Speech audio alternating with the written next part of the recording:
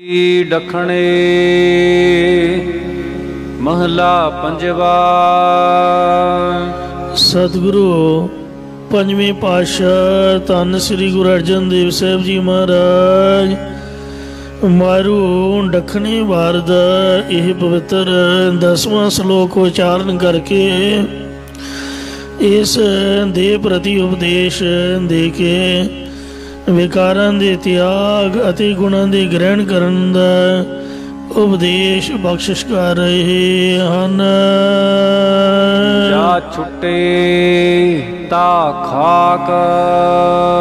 हे देही जदों तेरे तो चेतन सत्ता जीव आत्मा छुट के चला जावेगा तदों तू मिट्टी दी ढेरी हो जावेंगी। तू सुनी कांत ना जानही। हुण तू परमेश्वर दे भजन सिमरन वल्लों खाली है अते अपने पति परमेश्वर नूं गुरां द्वारा जानना नहीं कर दे। दुर्जन सेती ने हो तेरा खोटे काम क्रोध आदि विकारां दे नाल प्रेम लगा होया है। तू कै गुण हर रंग माणही। फिर तू केड़े गुणा करके हरि परमेश्वर दी आनंद नूं मान सकेंगी पाप नहीं मान सकेंगी। महला पंजवा। सतगुरु पंजवें पातशाह श्री गुरु अर्जन देव साहब जी शो पावन उपदेश बख्शिश कर रहे ने। नानक जिस बिन घड़ी ना जीवना। सतगुरु महाराज साहब जी कथन करते ने कि जिस वाहिगुरु तो बिना एक घड़ी भी जीवना नहीं हुंदा सो क्यों विसरे मेरी माए साचा साहिब साचा नाए आखा जीवा विसरे मर जाओ। इस तरह विसरे सरै ना बिंद। उस वाहिगुरु दे भुल्लण करके बिंद पल मात्र भी सरदा नहीं है। तिस स्यों क्यों मन रूसिया। फिर हे मेरे मना तिस परमेश्वर दे नालों केड़ी गल्लों रसना करीए। कहंदे ने जिस विसरे एक निमक ना सरै सो क्यों विसरे जी घाल न पाने। सो क्यों विसरे जे किया जाने। सो क्यों विसरे जिन सब किश दिया। सो क्यों विसरे जी जीवन जिया। सो क्यों विसरे जी अगन में रखे गुर प्रसाद को बेला लख। है हमारी चिंद। हे मना उस परमेश्वर नालों केड़ी गल्लों रसना करिए जिस प्रभु नूं साडी या तमाम जीवां दे पालन पोषण की चिंता है। अर्थात इस महल्ले अंदर गुरु जी ने अकाल पुरख की याद अते जीव की याद का मुकाबला किया है कि प्रभु जीव नूं सदा याद रखता है। जिस दे इस महल्ले अंदर 3 रूप कथन किए ने। पहला यह है कि उस प्रभु की बख्शिश की जीवन चेतन सत्ता नाल यह जिंदगी या जीवन बनया होया है। दूसरा उसकी याद तो भुलिया असी एक पल भी जीवित नहीं रह सकते। तीसरा वो साडे पालन पोषण का फिक्र रखता है। भाव यह है कि वो सानू सब तरह करके याद रखता है पर असी उसनू याद नहीं करते। असी तो भुली बैठे हाँ साडा सरी जा रहा। जिस दिन रब सानू भुल गया रब नू असी भुल गए उस दिन एक भी श्वास नहीं लै सकांगे। ਮਤਲਬ ਖਤਮ ਹੋ ਜਾਵਾਂਗੇ। ਸੋ ਇਸ ਲਈ ਪਰਮਾਤਮਾ ਤੋਂ ਅਸੀਂ ਭੁੱਲੇ ਹੋਏ ਸਮਝ ਲਓ ਕਿ ਉਹਦੇ ਤੋਂ ਰਸੇ ਹੋਏ ਹਾਂ। ਮਹਲਾ ਪੰਜਵਾ। ਸਤਿਗੁਰੂ ਪੰਜਵੇਂ ਪਾਤਸ਼ਾਹ ਸ੍ਰੀ ਗੁਰੂ ਅਰਜਨ ਦੇਵ ਸਾਹਿਬ ਜੀ ਫਰਮਾਨ ਕਰਦੇ ਨੇ, ਰਤੀ ਰੰਗ ਪਾਰ ਬ੍ਰਹਮ ਕੈ। ਜੋ ਗੁਰਮੁਖ ਪਾਰ ਬ੍ਰਹਮ ਪਰਮੇਸ਼ਰ ਦੇ ਪ੍ਰੇਮ ਦੇ ਵਿੱਚ, ਆਨੰਦ ਦੇ ਵਿੱਚ ਰੰਗੇ ਹੋਏ ਹਨ, ਗੁਰ ਰੰਗੇ ਸੇ ਭਏ ਨਿਹਾਲ। ਮਨ ਤਨ ਅਤ ਗੁਲਾਲ। ਉਹਨਾਂ ਦੇ ਹਿਰਦੇ ਅਤੇ ਸਰੀਰ ਵਿੱਚ ਵੀ ਭਗਤੀ ਦਾ ਅਤਿਅੰਤ ਗਾੜਾ ਰੰਗ ਚੜ ਗਿਆ ਹੈ। ਨਾਨਕ ਵਿਣ ਨਾਵੈ ਆਲੂਦਿਆ। ਸਤਿਗੁਰੂ ਜੀ ਕਥਨ ਕਰਦੇ ਹਨ, ਜੇਤੀ ਹੋਰ ਖਿਆਲ। ਕਿ ਜਿਤਨੇ ਵੀ ਹੋਰ ਸੰਕਲਪ ਧਿਆਨ ਆਦਿਕ ਹਨ, ਉਹ ਪਰਮੇਸ਼ਰ ਦੇ ਨਾਮ ਤੋਂ ਬਿਨਾ ਆਲੂਦਿਆ ਗੰਦੇ ਅਪਵਿੱਤਰ ਹਨ। ਪਾਵੜੀ। ਜੇ ਸਮੇਂ ਆਤਮ ਗਿਆਨ ਦੀ ਅਵਸਥਾ ਵਿੱਚ ਪਹੁੰਚ ਕੇ ਜਗਿਆਸੂ ਦੀ ਸੰਸਾਰਿਕ ਪਦਾਰਥਾਂ ਦਾ ਪਕੜ ਵਾਲੀ ਬਿਰਤੀ ਦਾ ਅਭਾਵ ਹੋ ਜਾਂਦਾ ਹੈ ਅਤੇ ਮਾਇਆ ਦਾ ਮੋਹ ਨਹੀਂ ਜਾਗਦਾ, ਐਸੀ ਅਵਸਥਾ ਦਾ ਜ਼ਿਕਰ ਕਰਦੇ ਹੋਏ ਗੁਰੂ ਸਾਹਿਬ ਜੀ ਪਰਮੇਸ਼ਰ ਦੇ ਸਨਮੁਖ ਪੌੜੀ ਉਚਾਰਨ ਕਰ ਰਹੇ ਹਨ। ਹਰ ਜੀਓ ਜਾ ਤੂੰ ਮੇਰਾ ਮਿੱਤਰ ਹੈ। ਹੇ ਪ੍ਰਭੂ ਜੀਓ, ਜਾ ਤੂੰ ਆ ਮੇਰਾ ਮਿੱਤਰ ਹੈ, ਤਾ ਕਿਆ ਮੈਂ ਕਾੜਾ। ਤਾਂ ਫਿਰ ਮੈਨੂੰ ਕੀ ਚੋਰਾ ਹੋਣਾ ਸੀ। ਭਾਵ ਕੋਈ ਚੋਰਾ, ਕੋਈ ਫਿਕਰ ਆਦਿਕ ਨਹੀਂ ਹੈ। ਜਿਨੀ ਠੱਗੀ ਜਗ ਠੱਗਿਆ। ਜਿਨ੍ਹਾਂ ਕਾਮ ਕ੍ਰੋਧ ਆਦਿਕ ਠੱਗਾ ਨੇ ਸਾਰਾ ਸੰਸਾਰ ਹੀ ਛਾਲਿਆ ਹੈ। ਇਹ ਤੁਧ ਮਾਰ ਨਿਵਾੜਾ। ਉਹ ਤੂੰ ਆਪ ਹੀ ਮੇਰੇ ਹਿਰਦੇ ਅੰਦਰੋਂ ਮਾਰ ਕੇ ਨਿਵਰਤ ਕਰ ਦਿੱਤੇ ਹਨ। ਗੁਰ ਭੌਜਲ ਪਾਰ ਲੰਘਾਇਆ। ਸਤਿਗੁਰਾਂ ਨੇ ਤੇਰੇ ਨਾਮ ਰੂਪ ਜਹਾਜ਼ ਉੱਪਰ ਚੜਾ ਕੇ ਇਹ ਸੰਸਾਰ ਸਮੁੰਦਰ ਤੋਂ ਪਾਰ ਮੁਕਤੀ ਰੂਪ ਕਿਨਾਰੇ ਉੱਪਰ ਲੰਘਾ ਦਿੱਤਾ ਹੈ। ਜਿੱਤਾ ਪਾਵਾੜਾ। ਔਰ ਅਸੀਂ ਕਾਮ ਕ੍ਰੋਧ ਆਦਿਕ ਦਾ ਝਗੜਾ ਸਾਰਾ ਹੀ ਜਿੱਤ ਲਿਆ ਹੈ। ਗੁਰਮਤੀ ਸਭ ਰਸ ਭੋਗਦਾ। ਇਸ ਵਿੱਚ ਮੈਂ ਗੁਰਾਂ ਦੀ ਸਿੱਖਿਆ ਨੂੰ ਮੰਨ ਕੇ ਸਾਰੇ ਰਸਾਂ ਚੋਂ ਬ੍ਰਹਮਾਨੰਦ ਰੂਪ ਰਸ ਨੂੰ ਮਾਨਣਾ ਕਰਦਾ ਹਾਂ। ਵੱਡਾ ਆਖਾੜਾ। ਇਹ ਜੋ ਸੰਸਾਰ ਰੂਪ ਵੱਡਾ ਕੁਸ਼ਤੀ ਦਾ ਥਾਂ ਹੈ, ਜਿਸ ਵਿੱਚ ਚੰਗੇ ਮੰਦੇ ਸੁਭਾਅ ਝਗੜਦੇ ਰਹਿੰਦੇ ਨੇ, ਇਹਦੇ ਵਿੱਚ ਮੈਂ ਸਾਰਿਆਂ ਦੇ ਵਿੱਚ ਰਸ ਰੂਪ ਪ੍ਰਭੂ ਨੂੰ ਵਿਆਪਕ ਜਾਣ ਕੇ ਉਸ ਦਾ ਆਨੰਦ ਭੋਗਦਾ ਹਾਂ। ਸਭ ਇੰਦਰੀਆ ਵਸ ਕਰ ਦਿੱਤੀਓ। ਤੂੰ ਸਾਡੀਆਂ ਸਾਰੀਆਂ ਇੰਦਰੀਆਂ ਸਾਡੇ ਅਧੀਨ ਕਰ ਦਿੱਤੀਆਂ ਹਨ। ਸਤਵੰਤਾ ਸਾੜਾ। ਤੂੰ ਸਤ ਪ੍ਰਤਗੀਏ ਸਾਡਾ ਆਪਣਾ ਰੂਪ ਹੈ। ਜਿਤ ਲਾਈਆਂ ਤਿਤੈ ਲਗਦੀਆ। ਉਹਨੋਂ ਇੰਦਰੀਆਂ ਜਿਸ ਪਾਸੇ ਦੇਵੀ ਸੰਪਦਾ ਵੱਲ ਲਾ ਦਿੱਤੀਆਂ ਨੇ, ਉਸੇ ਪਾਸੇ ਹੀ ਲੱਗਦੀਆਂ ਹਨ। ਨਹਿ ਖਿੰਜੋ ਤਾੜਾ। ਹੁਣ ਕੋਈ ਵੀ ਖਿੱਚੋ ਤਾਂ ਨਹੀਂ ਕਰਦੀ। ਜੋ ਇੱਛੀ ਸੋ ਫਲ ਪਾਈਦਾ। ਹੁਣ ਮੇਰਾ ਮਨ ਜਿਹੜੀ ਇੱਛਾ ਕਰਦਾ ਹੈ ਉਹੀ ਧਰਮ ਅਰਥ ਕਾਮ ਮੋਖ ਰੋ ਫਲ ਪ੍ਰਾਪਤ ਕਰ ਲੈਂਦਾ ਹੈ। ਗੁਰ ਅੰਦਰ ਵਾੜਾ। ਕਿਉਂਕਿ ਗੁਰਾਂ ਨੇ ਇਸ ਬਾਹਰ ਭੜਕਦੇ ਮਨ ਦੀ ਬਿਰਤੀ ਨੂੰ ਅੰਦਰ ਵਾੜ ਦਿੱਤਾ ਹੈ, ਅੰਤਰਮੁਖ ਅਸਥਿਤ ਕਰ ਦਿੱਤਾ ਹੈ।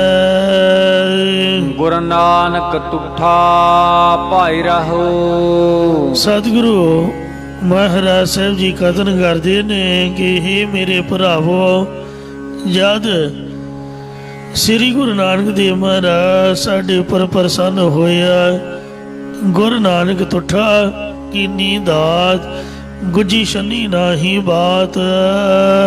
ਹਰ ਵਸਦਾ ਨੇੜਾ, ਤਦੋਂ ਹਰੀ ਨੂੰ ਆਪਣੇ ਕੋਲ ਹੀ ਵਸਦਾ ਹੋਇਆ ਜਾਣ ਲਿਆ, ਜਾਂ ਹਰੀ ਨੇੜੇ ਭਾਵ ਹਿਰਦੇ ਕੋਲ ਵਸਦਾ ਹੀ ਸਾਖਿਆਤਕਾਰ ਹੋ ਗਿਆ। ਦੱਖਣੇ ਮਹਲਾ ਪੰਜਵਾ।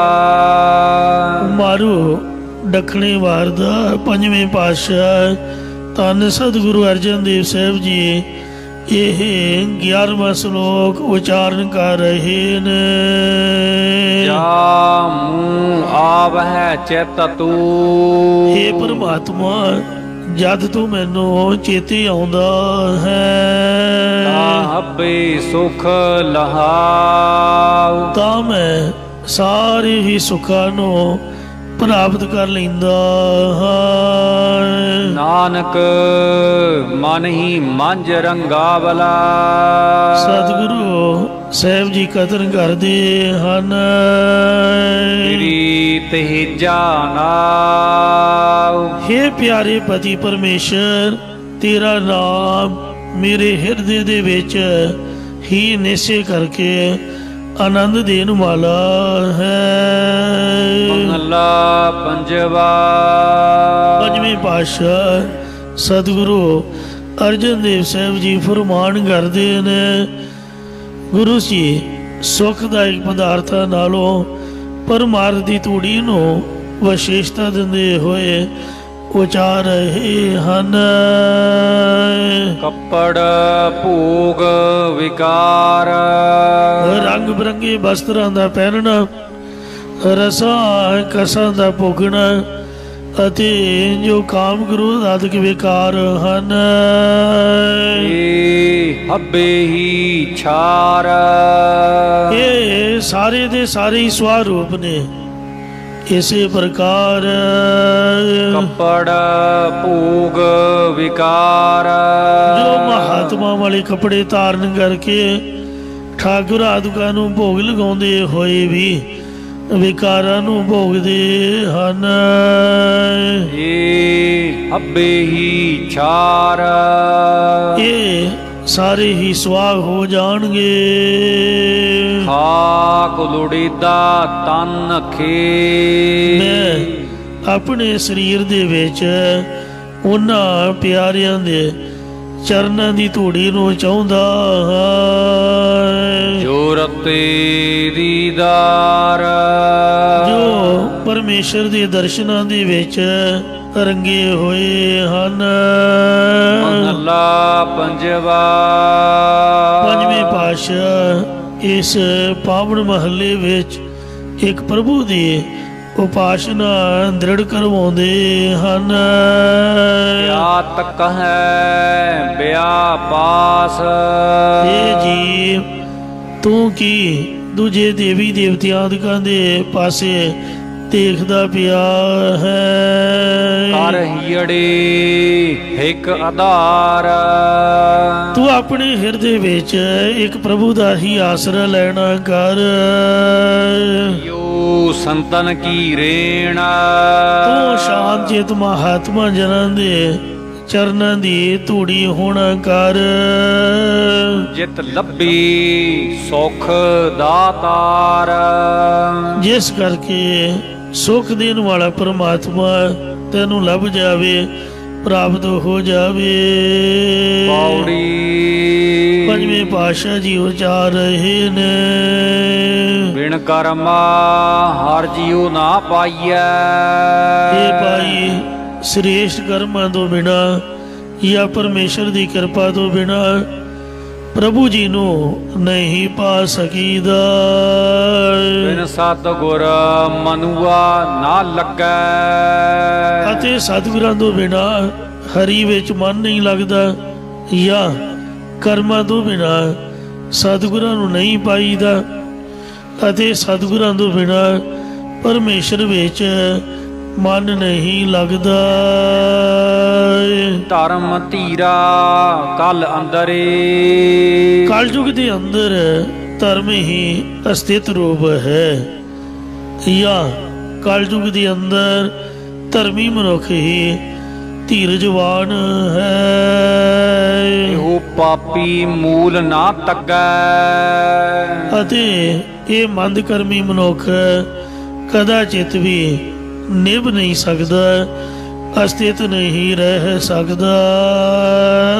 ਇਹ ਕਰ ਕਰੇ ਸੋ ਇਹ ਕਰ ਪਾਏ। ਜੇ ਕੋਈ ਇਹ ਸੱਤ ਨਾਲ ਚੰਗਾ ਮੰਦਾ ਕਰਮ ਕਰਦਾ ਹੈ, ਉਹ ਇਸੇ ਹੱਥ ਨਾਲ ਹੀ ਉਸ ਦਾ ਫਲ ਪਾਉਣਾ ਕਰਦਾ ਹੈ।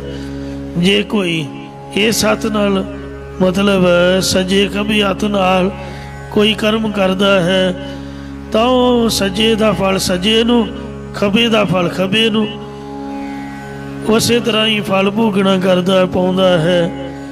ਅਤੇ ਘੜੀ ਮੌਤ ਨਾ ਲੱਗੈ। ਉਸ ਫਲ ਨੂੰ ਮਿਲ ਲੱਗਿਆ ਇੱਕ ਘੜੀ ਜਾਂ ਅੱਧੀ ਘੜੀ ਵੀ ਨਹੀਂ ਲੱਗਦੀ। ਜਿਵੇਂ ਕਿਸੇ ਨਗਰ ਵਿੱਚ ਕੋਈ ਸਾਧੂ ਬ੍ਰਾਹਮਣ ਰਹਿੰਦਾ ਸੀ, ਉਸ ਨਗਰ ਵਿੱਚ ਇੱਕ ਧਰਮਸ਼ਾਲਾ ਵੀ ਬਣੀ ਹੋਈ ਸੀ। ਇੱਕ ਦਿਨ ਕੋਈ ਰਾਜਾ ਆਪਣੇ ਬੇਟੇ ਦੀ ਸ਼ਾਦੀ ਕਰਕੇ ਆ ਰਿਹਾ ਸੀ। ਤਦੋਂ ਰਸਤੇ ਵਿੱਚ ਹਨੇਰਾ ਹੋਣ ਕਾਰਨ ਉਸ ਨਗਰ ਵਿੱਚ ਰੁਕਣਾ ਪਿਆ। ਰਾਜਾ ਆਪਣੇ ਪੁੱਤਰ ਨੂੰਹ ਆਦਿਕ ਪਰਿਵਾਰ ਤੇ ਫੌਜਾਂ ਸਮੇਤ ਉਸ ਧਰਮਸ਼ਾਲਾ ਵਿੱਚ ਰੁਕ ਗਿਆ। ਇਹ ਵੀ ਲਿਖਿਆ ਪੜ੍ਹਿਆ ਹੈ ਕਿ ਰਾਜੇ ਨੇ ਇੱਕ ਸਾਧੂ ਨੂੰ ਆਪ ਦਾ ਗੁਰੂ ਹੀ ਮੰਨਿਆ ਹੋਇਆ ਸੀ, ਤੇ ਉਹਨੇ ਆਪਣੇ ਮਹਿਲਾਂ ਦੇ ਵਿੱਚ ਹੀ ਉਹ ਸਾਧੂ ਨੂੰ ਕੁਟੀਆ ਬਣਾ ਕੇ ਦਿੱਤੀ ਸੀ, ਤੇ ਸਾਧੂ ਰਾਜੇ ਦੇ ਮਹਿਲਾਂ ਵਿੱਚ ਹੀ ਰਹਿੰਦਾ ਸੀਗਾ। ਰਾਜੇ ਦਾ ਪੁੱਤਰ ਅਤੇ ਨੂੰਹ ਇੱਕ ਵੱਖਰੇ ਕਮਰੇ ਦੇ ਵਿੱਚ ਸੁੱਤੇ, ਸਭ ਥਾਓ ਥਾਈ ਸੌਂ ਗਏ। ਰਾਜੇ ਦਾ ਪੁੱਤ ਸਫ਼ਰ ਦੀ ਥਕਾਨ ਕਰਕੇ ਤਾਂ ਸੌਂ ਗਿਆ, ਪਰ ਰਾਜੇ ਦੀ ਨੂੰਹ ਨੂੰ ਓਪਰੀ ਥਾਂ ਹੋਣ ਕਰਕੇ ਨੀਂਦਰ ਹੀ ਨਾ ਆਈ। ਤੇ ਪੰਜਾਬੀਆਂ ਦਾ ਹੱਥ ਜਿਹੜਾ ਹੈ ਉਹ ਵਿਹਲਾ ਨਹੀਂ ਰਹਿ ਸਕਦਾ। ਗੋਡੇ ਤੇ ਮਾਰੀ ਜਾਵਾਂਗੇ, ਗੋਡਾ ਹਿਲਾਈ ਜਾਵਾਂਗੇ, ਤੀਲਾ ਫੜ ਕੇ ਤੋੜੀ ਜਾਵਾਂਗੇ, ਸੱਜੇ ਖੱਬੇ। ਇਸ ਤਰ੍ਹਾਂ ਜਿਹੜਾ ਬਿਹਾਰੀ ਬੰਦਾ ਹੈ ਉਹ ਬਚਨ ਬਹੁਤੇ ਕਰਦਾ ਹੈ, ਆਪ ਆਪਣਾ ਸੁਭਾਅ ਹੁੰਦਾ। ਉਹ ਬੀਬੀ ਨੂੰ ਜਦ ਨੀਂਦ ਨਾ ਆਈ, ਉਹ ਹੱਥ ਪੱਲਾ ਇੱਧਰ ਉੱਧਰੋਂ ਹੀ ਮਾਰਨ ਲੱਗ ਪਈ। ਰਾਜਕੁਮਾਰ ਦੀ ਕਟਾਰ ਬੜੀ ਸੋਹਣੀ ਸੀ, ਉਹਨੇ ਉਹ ਕਟਾਰ ਆਪਦੇ ਹੱਥ ਵਿੱਚ ਫੜ ਲਈ ਤੇ ਕਟਾਰ ਕੱਢ ਕੇ ਵੇਖਣ ਲੱਗ ਪਈ। ਜਦੋਂ ਵੀ ਸ਼ਸਤਰ ਕੱਢੀਏ ਤਾਂ ਉਹਨੂੰ ਮੱਥਾ ਟੇਕਣਾ ਚਾਹੀਦਾ, ਤੇ ਬਿਨਾਂ ਮਤਲਬ ਤੋਂ ਮਿਆਨ ਤੋਂ ਬਾਹਰ ਨਹੀਂ ਕੱਢਣਾ ਚਾਹੀਦਾ। ਤੇ ਪਰ ਉਸ ਬੀਬੀ ਨੇ ਕਟਾਰ ਮਿਆਨ ਤੋਂ ਬਾਹਰ ਕੱਢ ਲਈ ਸੀ, ਬੜੀ ਤਿੱਖੀ, ਉਹਦੇ ਹੱਥੋਂ ਛੁੱਟ ਗਈ। ਜੋ ਉਹਦੇ ਪਤੀ ਰਾਜਪੁੱਤਰ ਦੇ ਸਮਝ ਲਓ ਕਿ ਸਾਹ ਰੱਖਦੇ ਜਾ ਵਜੀ ਸਰਾਣੇ ਵਾਲੇ ਪਾਸੇ ਗਲੇ ਦੇ ਉੱਪਰ, ਤੇ ਜਾਂ ਸਮਝ ਲਓ ਵੀ ਕਲੇਜੇ ਤੇ ਜਾ ਵਜੀ। ਉਹ ਉਸੇ ਸਮੇਂ ਹੀ ਖਤਮ ਹੋ ਗਿਆ, ਮ੍ਰਿਤੂ ਨੂੰ ਪ੍ਰਾਪਤ ਹੋ ਗਿਆ। ਇਹ ਜਿਹੜੀ ਸਾਖੀ ਹੈ ਸ੍ਰੀ ਨਾਰਾਇਣ ਹਰੀ ਉਪਦੇਸ਼ ਗ੍ਰੰਥ ਵਿੱਚ ਕੁਝ ਇਸ ਪ੍ਰਕਾਰ ਲਿਖੀ ਹੋਈ ਹੈ ਕਿ ਰਾਜੇ ਨੇ ਆਪਣੇ ਇਕਲੌਤੇ ਬੇਟੇ ਲਈ ਇੱਕ ਵੱਖਰਾ ਮਹਲ ਬਣਾਇਆ ਹੋਇਆ ਸੀ।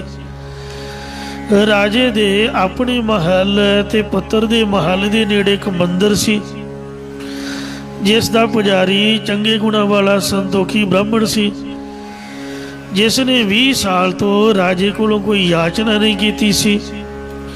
राजे ने अपने इकलौते बेटे नूं जदों विआह के उस वक्रे महल विच दोनों पति पत्नी नूं भेज दिता तां राजपुत्र थकिया होण करके तां सौ गया, पर राजपुत्र दी पत्नी नूं उपरी थां होण करके नींदर ना पई ते ओह महल विच घुमण लग पई।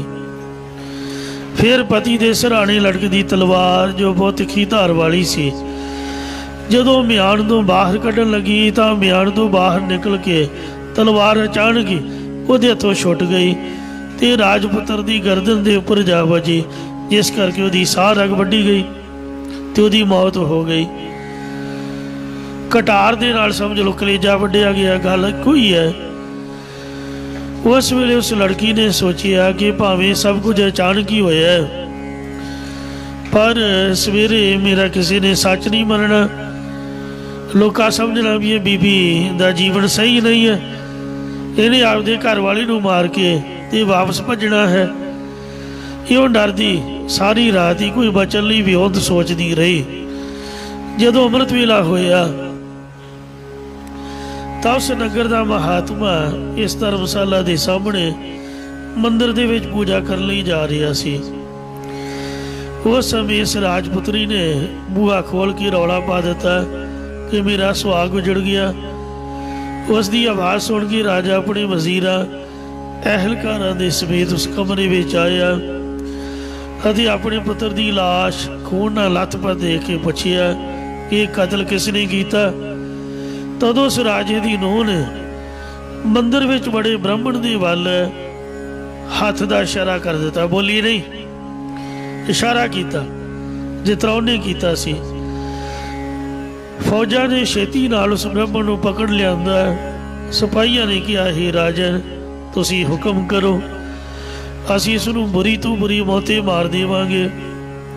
राजा धीरज धारी सी, उन्हें कहा कि इस नूं मारन नाल मेरा पुत्र जिउंदा तां नहीं हो जाएगा। इसने सज्जे हथ नाल मेरे पुत्र दे कटार मारी होवेगी या तलवार मारी होवेगी, इसलिए इहदा सज्जा हथ कट देवो, तेनों धक्के मार के जंगलों दे विच सुट आओ। वो ब्राह्मण बहुत दुखी होया ते मन में सोचता रहा कि मैं इस जन्म में कोई ऐसा बजर पाप नहीं किया जिस करके मैंने सजा मिली है। हौली हौली वह जख्म ठीक होया तो उस साधु ब्राह्मण ने किसी पंडित को इस घटना का जिक्र किया। तद उस पंडित ने काशी में रहिंदे एक त्रिकालदर्शी विद्वान की दस पाई जो ज्योतिष विद्या ते पूर्वले कर्मां दे ज्ञान वाले अनेक शास्त्र पढ़िया होया सी। तदों वो साधु ब्राह्मण पुछदा पछाउंदा काशी विच उस विद्वान के घर पहुंचिया। उस वेले विद्वान इशनान करने लई बाहर गया होया सी। तदों साधु ने उहदी घरवाली ब्राह्मणी तो विद्वान बारे पुछया तो उन्हें फकरा वाला लिबास वेख के अनेकां गालां कढ़ियां, आ जांदे मूँह चौके, कोई काम नहीं इन्हां नूं, वेले ने। बड़ियां गालां ब्राह्मण नूं दित्तियां ते नाले अपने घर वाले नूं भी गालां कढ़ी गई। उत्थे खड़ नहीं ना दिता उन्होंने विचारे नूं। वो साधु ब्राह्मण बाहर ही खलोता रहा। इन्ने चिर नूं वो विद्वान भी आ गया।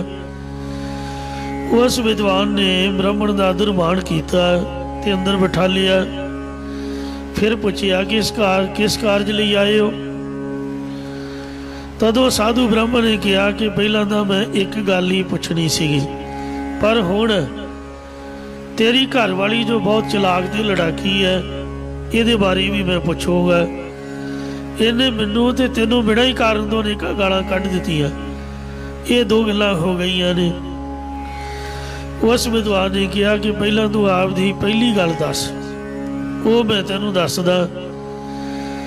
तदों साधु ब्राह्मण ने कहा, हे विद्वान, मैं जदों दी अपनी सुरत संभाली है मैनू पूरा पता है कि मैं कोई भी गुनाह नहीं किया, पर फिर भी ਬਿਨਾਂ ਕਾਰਨ ਤੋਂ ਹੀ ਰਾਜੇ ਨੇ ਮੇਰਾ ਸੱਜਾ ਹੱਥ ਕਟਵਾ ਦਿੱਤਾ। ਤੂੰ ਦੱਸ ਵੀ ਇਹ ਕੀ ਕਾਰਨ ਹੈ। ਤਦੋਂ ਉਸ ਵਿਦਵਾਨ ਨੇ ਜੋਤਿਸ਼ ਸ਼ਾਸਤਰ ਵਿਚਾਰ ਕੇ ਦੱਸਿਆ, ਸ੍ਰੀ ਗੁਰਪ੍ਰਤਾਪ ਸੂਰਜ ਗ੍ਰੰਥ 'ਚ ਲਿਖਿਆ ਹੈ ਕਿ ਆਕਾਸ਼ਬਾਣੀ ਹੋਈ। ਉਹ ਹੱਥ ਕੱਟੇ ਦੇ ਜ਼ਖਮ ਤੋਂ ਰੋ ਰਿਹਾ ਸੀ ਵਿਚਾਰਾ ਦੁੱਖ ਵਿੱਚ, ਤੇ ਖੁਦਾ ਨੂੰ ਗਾਲਾਂ ਕੱਢ ਰਿਹਾ ਸੀ ਵੀ ਤੂੰ ਬਹੁਤ ਮਾੜਾ ਕੀਤਾ ਮੇਰੇ ਨਾਲ, ਮੇਰਾ ਹੱਥ ਕੱਟ ਦਿੱਤਾ, ਮੈਂ ਕੋਈ ਮਾੜਾ ਕੰਮ ਨਹੀਂ ਕੀਤਾ। ਤਾਂ ਕਹਿੰਦੀ ਆਕਾਸ਼ਬਾਣੀ ਹੋਈ। ਪਰ ਵਿਦਵਾਨ ਅੱਜ ਕੱਲ੍ਹ ਦੇ ਮਾਡਰਨ ਜ਼ਮਾਨੇ ਦੇ ਪ੍ਰਚਾਰਕ ਇਹ ਗੱਲ ਨਹੀਂ ਮੰਨਣਗੇ, ਤੇ ਇਸ ਲਈ ਜੋਤਸ਼ੀ ਬਾਰੇ ਸਮਝ ਲਓ, ਗੱਲ ਤਾਂ ਉੱਥੇ ਹੀ ਪਹੁੰਚਣੀ ਹੈ। ਉਹਨੇ ਜੋਤਿਸ਼ ਸ਼ਾਸਤਰ ਵਿਚਾਰ ਕੇ ਬ੍ਰਾਹਮਣ ਨੇ ਦੱਸਿਆ ਕਿ ਪਿਛਲੇ ਜਨਮ 'ਚ ਤੂੰ ਬ੍ਰਾਹਮਣ ਸੀ ਅਤੇ ਜੰਗਲ ਵਿੱਚ ਬੈਠਾ ਹੋਇਆ ਗੋਮੁਖੀ ਦੇ ਨਾਲ ਜਾਪ ਕਰ ਰਿਹਾ ਸੀ ਤੇ ਮੂੰਹ ਮੋੜ ਧਾਰਨ ਕੀਤਾ ਹੋਇਆ ਸੀ। ਇੱਕ ਕਸਾਈ ਦੇ ਕੋਲੋਂ ਇੱਕ ਗਾਂ ਛੁੱਟ ਕੇ ਆਈ ਹੋਈ ਸੀ ਜੋ ਤੇਰੇ ਅੱਗੋਂ ਦੀ ਲੰਘ ਗਈ, ਤੇ ਮਗਰੇ ਹੀ ਕਸਾਈ ਆ ਗਿਆ। ਉਹਨੇ ਤੈਨੂੰ ਪੁੱਛਿਆ ਕਿ ਇੱਧਰ ਨੂੰ ਮੇਰੀ ਤੂੰ ਗਾਂ ਜਾਂਦੀ ਵੇਖੀ ਆ? ਤਦੋਂ ਤੋਂ ਮੂੰਹੋਂ ਤਾਂ ਬੋਲਿਆ ਨਹੀਂ, ਤੇ ਗੁਥਲੀ ਵਿੱਚ ਮਾਲਾ ਫੇਰਨ ਵਾਲੇ ਹੱਥ ਦਾ ਹੀ ਇਸ਼ਾਰਾ ਕਰ ਦਿੱਤਾ ਵੀ ਉਧਰ ਨੂੰ ਗਾਂ ਗਈ ਹੈ, ਉਸ ਪਾਸੇ ਨੂੰ। ਉਸ ਸਮੇਂ ਕਸਾਈ ਨੇ ਜਾ ਕੇ ਗਾਂ ਝਟਕਾ ਦਿੱਤੀ, ਮਾਰ ਦਿੱਤੀ। ਸਮਾਂ ਪੈਣ ਤੋਂ ਕਸਾਈ ਵੀ ਮਰ ਗਿਆ ਤੇ ਤੂੰ ਵੀ ਸਰੀਰ ਛੱਡ ਦਿੱਤਾ। ਤੂੰ ਅਸੀਂ ਆਪੋ ਆਪਣੀ ਪ੍ਰਾਲਬਧ ਅਨੁਸਾਰ ਜਨਮ ਧਾਰਨ ਕੀਤੇ। ਉਹ ਗਾਂ ਇੱਕ ਰਾਜੇ ਦੀ ਬੇਟੀ ਬਣੀ। ਉਹਦੇ ਮਨ ਦੇ ਵਿੱਚ ਰੰਜਿਸ਼ ਰਹਿ ਗਈ ਕਿ ਜਿਸ ਨੇ ਮੇਰੇ ਵੱਲ ਹੱਥ ਦਾ ਇਸ਼ਾਰਾ ਕਰਕੇ ਮੈਨੂੰ ਮਰਵਾਇਆ ਹੋਵੇ ਨਾ, ਉਹ ਕਿਤੇ ਮੇਰੇ ਵੱਸ ਪਏ ਤੇ ਮੈਂ ਉਹਨੂੰ ਮਰਵਾਵਾਂ। ਉਹ ਰੱਬ ਨੇ ਉਹਦੀ ਕਾਮਨਾ ਪੂਰੀ ਕੀਤੀ। ਉਹ ਰਾਜੇ ਦੀ ਨੂੰਹ ਬਣ ਕੇ ਆਈ। ਉਹ ਕਸਾਈ ਦੂਜੇ ਰਾਜੇ ਦਾ ਪੁੱਤਰ ਬਣਿਆ, ਉਹਦੇ ਨਾਲ ਵਿਆਹੀ ਗਈ ਤੇ ਤੂੰ ਬ੍ਰਾਹਮਣ ਦਾ ਬ੍ਰਾਹਮਣ ਰਿਹਾ। ਉਸ ਗਾਂ ਤੋਂ ਬਣੀ ਰਾਜਪੁੱਤਰੀ ਨੇ ਆਪਣਾ ਬਦਲਾ ਲਿਆ ਜੋ ਉਹਦੇ ਮਨ ਵਿੱਚ ਗੁੱਸਾ ਸੀ, ਤੇ ਤੂੰ ਜੋ ਹੱਥ ਦਾ ਇਸ਼ਾਰਾ ਕੀਤਾ ਉਹੀ ਤੇਰਾ ਹੱਥ ਕੱਟਿਆ ਗਿਆ। ਤੂੰ ਦੱਸ ਵੀ ਤੇਰਾ ਕਸੂਰ ਹੈ ਕਿ ਨਹੀਂ ਹੈ? ਫਿਰ ਉਹ ਸਾਧੂ ਬ੍ਰਾਹਮਣ ਨੇ ਪੁੱਛਿਆ ਕਿ ਤੂੰ ਹੁਣ ਆਪਣੀ ਤੇ ਆਪ ਦੀ ਲੜਾਕੀ ਘਰ ਵਾਲੀ ਦੀ ਗੱਲ ਦੱਸ। ਤੂੰ ਏਡਾ ਵੱਡਾ ਵਿਦਵਾਨ, ਧੀਰਜ ਧਾਰੀ, ਤੇ ਘਰ ਵਾਲੀ ਤੇਰੀ ਲੜਾਕੀ ਆ। ਤਦੋਂ ਉਸ ਵਿਦਵਾਨ ਨੇ ਕਿਹਾ, ਮਹਾਤਮਾ ਜੀ ਇਹ ਮੇਰੀ ਘਰ ਵਾਲੀ ਪਿਛਲੇ ਜਨਮ ਦੇ ਵਿੱਚ ਖੋਤੀ ਸੀ, ਖੋਤੀ, ਤੇ ਮੈਂ ਸੀ ਕਾਂ। ਇਹਦੇ ਪਿਛਲੇ ਪਾਸੇ ਜ਼ਖਮ ਹੋਇਆ ਸੀਗਾ ਤੇ ਮੈਂ ਵਾਰ-ਵਾਰ ਇਹਦੇ ਠੂੰਗੇ ਮਾਰ ਕੇ ਇਹਨੂੰ ਦੁਖੀ ਕਰਦਾ ਸੀ। ਇਹ ਦੁਖੀ ਹੋਈ, ਵਿਚਾਰੀ ਗੰਗਾ ਦੇ ਵਿੱਚ ਹੀ ਵੜ ਗਈ, ਮੇਰੀ ਚੋਂਝੇ ਦੇ ਜ਼ਖਮ 'ਚ ਫਸ ਗਈ। ਉਧਰੋਂ ਕੋਈ ਮਹਾਤਮਾ ਇਸ਼ਨਾਨ ਕਰ ਰਿਹਾ ਸੀ, ਉਸ ਦੀ ਧੂੜੀ ਸਾਨੂੰ ਸਪਰਸ਼ ਹੋਈ। ਉਧਰ ਅਸੀਂ ਗੰਗਾ ਦੀਆਂ ਡੂੰਘੀਆਂ ਲਹਿਰਾਂ 'ਚ ਰੁੜ ਗਏ। ਮਹਾਤਮਾ ਦੀ ਚਰਨ ਧੂੜੀ ਸਪਰਸ਼ ਹੋਣ ਕਰਕੇ ਤੇ ਗੰਗਾ ਜਲ ਵਿੱਚ ਇਸ਼ਨਾਨ ਕਰਕੇ ਅਸੀਂ ਬ੍ਰਾਹਮਣ ਬ੍ਰਾਹਮਣੀ ਤਾਂ ਬਣ ਗਏ, ਤੇ ਪਰ ਉਹ ਬਦਲਾ ਇੱਕ ਦੂਜੇ ਤੋਂ ਲੈਂਦੇ ਰਹੇ। ਇਹ ਹੁਣ ਤਰਕਾ ਰੂਪੀ ਠੂੰਗੇ ਮਾਰ ਕੇ ਆਪਣਾ ਬਦਲਾ ਲੈ ਰਹੀ ਹੈ, ਮੈਨੂੰ ਦੁਖੀ ਕਰ ਰਹੀ ਹੈ, ਮੈਨੂੰ ਤੇ ਬੋਲਣ ਨਹੀਂ ਦਿੰਦੀ, ਤੇ ਮੈਂ ਪਿਛਲੇ ਜਨਮ ਦਾ ਗਿਆਨ ਹੋਣ ਕਰਕੇ ਇਹਦੀਆਂ ਤਰਕਾ ਸਹਾਰਦਾ ਰਹਿੰਦਾ ਵੀ ਮਨਾ ਜਿੰਨੇ ਤੂੰ ਠੂੰਗੇ ਮਾਰੇ ਨੇ ਹੁਣ ਇਹਨੇ ਉਹਨੀਆਂ ਚੋਭਾਂ ਤੈਨੂੰ ਮਾਰਨੀਆਂ ਨੇ। ਇਸ ਵਾਸਤੇ ਸਤਿਗੁਰੂ ਮਹਾਰਾਜ ਸਾਹਿਬ ਸੱਚੇ ਪਾਤਸ਼ਾਹ ਜੀ ਪਰਮਾਤਮਾ ਦੇ ਘਰ ਦਾ ਨਿਆਂ ਦੱਸਦੇ ਨੇ। ਕਰ ਕਰੇ ਸੋ ਇਹ ਕਰ ਪਾਏ। ਜੇ ਕੋਈ ਇਹ ਸੱਜੇ ਹੱਥ ਨਾਲ ਮਾੜਾ ਕੰਮ ਕਰੇਗਾ ਜਾਂ ਚੰਗਾ ਕੰਮ ਕਰੇਗਾ, ਇਹਦਾ ਫਲ ਸੱਜੇ ਹੱਥ ਹੀ ਪ੍ਰਾਪਤ ਕਰੇਗਾ। ਜੇ ਖੱਬੇ ਹੱਥ ਨਾਲ ਇਸ ਹੱਥ ਨਾਲ ਕੋਈ ਕੰਮ ਕਰੇਗਾ ਚੰਗਾ ਜਾਂ ਮਾੜਾ, ਉਹਦਾ ਫਲ ਇਹੀ ਹੱਥ ਪ੍ਰਾਪਤ ਕਰੇਗਾ। ਘੜੀ ਮੌਤ ਨਾ ਲੱਗਾ। ਇਸ ਫਲ ਨੂੰ ਮਿਲ ਗਿਆ ਇੱਕ ਘੜੀ 24 ਮਿੰਟ, ਜਾਂਦੀ ਘੜੀ 12 ਮਿੰਟ ਵੀ ਨਹੀਂ ਲੱਗਣਗੇ। ਖੜੇ ਪੈਰ ਹੀ फल रब भुगताएगा। ਸਾਰੇ ਯੁਗ ਮੈਂ ਸੋਧਿਆ। ਇਹ ਤੁਸੀਂ ਹਵਾ 'ਚ ਡਾਂਗਾ ਨਾ ਸਮਝਿਓ। ਸਾਡੀਆਂ ਗੱਲਾਂ ਹਵਾ 'ਚ ਗੁਬਾਰੇ ਨਹੀਂ, ਇਹ ਸੋਲਿਡ ਨੇ, ਠੋਸ ਨੇ। ਔਰ ਸੋਚ ਕੇ ਵਿਚਾਰ ਕੇ ਤੋਲ ਕੇ ਮਿਣ ਕੇ ਰੱਬ ਦੇ ਘਰ ਦਾ ਨਿਆਂ ਤੁਹਾਨੂੰ ਦੱਸਿਆ। ਮੈਂ ਤਾਂ ਚਾਰੇ ਯੁੱਗਾਂ ਦੇ ਕਰਮਾਂ ਧਰਮਾਂ ਨੂੰ ਸੋਧ ਕੇ ਵੇਖਿਆ ਹੈ ਕਿ ਬਿਨ ਸੰਗਤ ਅਹੰਕਾਰ ਨਾ ਭੱਗੈ। ਕਿ ਸਤ ਸੰਗਤ ਤੋਂ ਬਿਨਾ ਕਿਸੇ ਦਾ ਵੀ ਅਹੰਕਾਰ ਭੱਜਦਾ ਨਹੀਂ ਹੈ। ਅਰਥਾਤ ਜਿਵੇਂ ਦਰਿਆ ਦੇ ਕਿਨਾਰੇ ਜਿਹੜਾ ਦਰਖਤ ਖੜਾ ਹੈ, ਭਾਵੇਂ ਉਸ ਦੀਆਂ ਜੜ੍ਹਾਂ ਪਾਣੀ ਵਿੱਚ ਹੀ ਕਿਉਂ ਨਾ ਹੋਣ, ਪਰੰਤੂ ਜਿੰਨੀ ਦੇਰ ਤੱਕ ਵਰਖਾ ਨਹੀਂ ਪੈਂਦੀ ਉਤਨੀ ਦੇਰ ਤੱਕ ਉਹਦੇ ਉੱਪਰੋਂ ਨਾ ਮਿੱਟੀ ਘੱਟਾ ਤੇ ਨਾ ਹੀ ਜਾਲੇ ਆਦਿ ਉਤਰਦੇ ਨੇ, ਭਾਵ ਉਹ ਸਾਫ਼ ਨਹੀਂ ਰਹਿ ਸਕਦਾ। ਜਦੋਂ ਵਰਖਾ ਪੈ ਜਾਂਦੀ ਹੈ ਤਾਂ ਉਸ ਸਮੇਂ ਉਸ ਦਰਖਤ ਦੇ ਜਾਲੇ ਵੀ ਲੈ ਜਾਂਦੇ ਨੇ ਅਤੇ ਗਰਦ ਮਿੱਟੀ ਘੱਟਾ ਵੀ ਸਾਫ਼ ਹੋ ਜਾਂਦਾ। ਇਸੇ ਪ੍ਰਕਾਰ ਜੋ ਪੁਰਖ ਤਾਪਰੂ ਪਾਣੀ ਦੇ ਕਿਨਾਰੇ ਖਲੋਤਾ ਹੋਵੇ, ਭਾਵੇਂ ਉਹਨੂੰ ਪਾਣੀ ਪੈਣ ਰੂਪ ਹੋਰ ਉਪਦੇਸ਼ ਦੀ ਲੋੜ ਨਾ ਹੋਵੇ, ਪਰ ਉਸ ਨੂੰ ਸੰਗਤ ਨੂੰ ਬਦਲ ਦੀ ਅਤਿਅੰਤ ਜ਼ਰੂਰਤ ਹੈ। ਇਹ ਸੰਗਤ ਰੂਪੀ ਬਦਲ ਪਰਮੇਸ਼ਰ ਦੇ ਗੁਣਾਂ ਨੂੰ ਵਰਖਾ ਕਰਕੇ ਹਉਮੈ ਦੀ ਗਰਦ ਨੂੰ ਝਾੜ ਕੇ ਹਿਰਦਾ ਨਿਰਮਲ ਕਰ ਦਿੰਦੀ ਹੈ ਅਤੇ ਚੇਲੇ ਚਾਟੜਿਆਂ ਦਾ ਮੋਹ ਰੂਪ ਜਾਲਾ ਵੀ ਲਾ ਦਿੰਦੀ ਹੈ।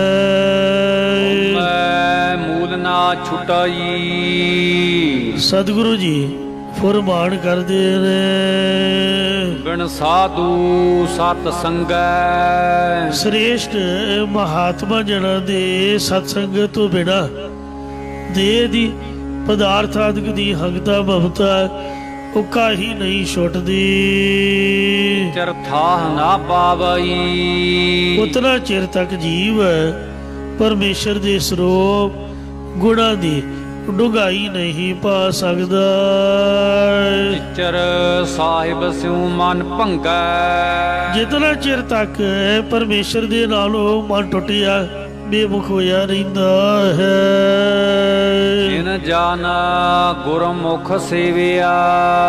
ਜਿਸ ਮਨੁੱਖ ਨੇ ਮੁਖੀ ਗੁਰਾਂ ਦੁਆਰਾ ਜਾਂ ਗੁਰਮੁਖ ਬਣ ਕੇ ਪਰਮੇਸ਼ਰ ਨੂੰ ਸੇਵਨਾ ਕੀਤਾ ਹੈ। ਇਸ ਘਰ ਦੀ ਬਾਣ ਅਭੱਗੈ। ਤਿਸ ਦੇ ਹਿਰਦੇ ਰੂਪ ਘਰ ਵਿੱਚ ਨਾਸ ਤੋਂ ਰਹਿਤ ਪਰਮੇਸ਼ਰ ਦਾ ਆਸਰਾ ਮਿਲਿਆ ਹੈ।